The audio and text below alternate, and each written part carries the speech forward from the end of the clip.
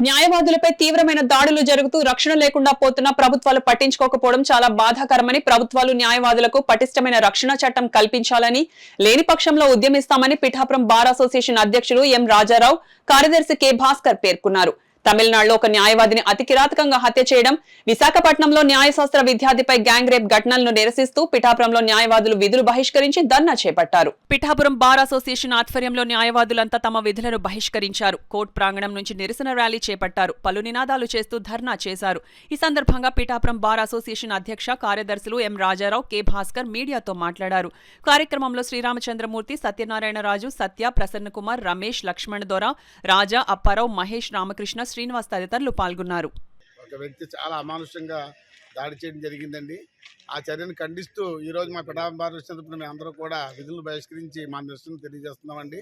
వెంటనే ప్రభుత్వం సంధించి న్యాయవాదులకు ఇలాంటి అగత్యాలు జరగకుండా ప్రొటెక్షన్ చట్టం తెచ్చి వెంటనే న్యాయవాదులకు రక్షణ కల్పించాలని చెప్పేసి పిఠాపురం బార్ వచ్చినప్పుడు మేము కోరుతున్నామండి. అమానుష్య న్యాయవాదిపై జరిగిన దాడిలో, వస్తువుల్లో జరిగిన దాడిలో అడ్వకేట్ని తీవ్రంగా గాయపరిచి అడ్వకేట్ రక్షణ లేకుండా చేయడం జరిగింది. కాబట్టి ప్రభుత్వం తక్షణ స్పందించి ఆంధ్రప్రదేశ్లో కూడా రక్షణ చట్టం కల్పించి, న్యాయవాద రక్షణ చట్టం కల్పించి న్యాయవాద భద్రత కల్పించాలని నేను